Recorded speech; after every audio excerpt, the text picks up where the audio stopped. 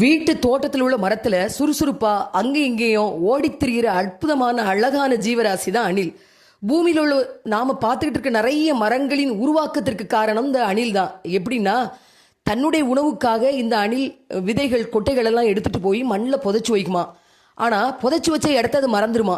மழை வரும்போது இந்த அணிலால புதைக்கப்பட்ட இந்த விதைகள் கொட்டைகள் எல்லாம் வளர்ந்து இன்னைக்கு பெரிய மரமா உருவாயிருக்கு.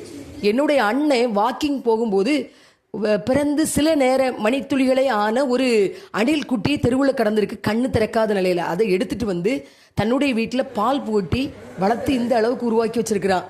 அவனுடைய வீட்டில் அது எல்லா இடத்துலையும் அப்படியே சுற்றி திரியுது சுதந்திரமா. பார்க்க ரொம்ப சந்தோஷமா இருக்கு. அதனுடைய முன் பற்களை வச்சு அது அவன் கொடுக்குற அந்த பப்பாளி பழத்தை கொறிச்சு திங்கிற அழகை பாருங்க. இதை பார்க்கும்போது எனக்கு ஒன்று ஞாபகத்துக்கு வந்தது, நீதிமான் தன் மிருக ஜீவன்களை காப்பாற்றுகிறான்.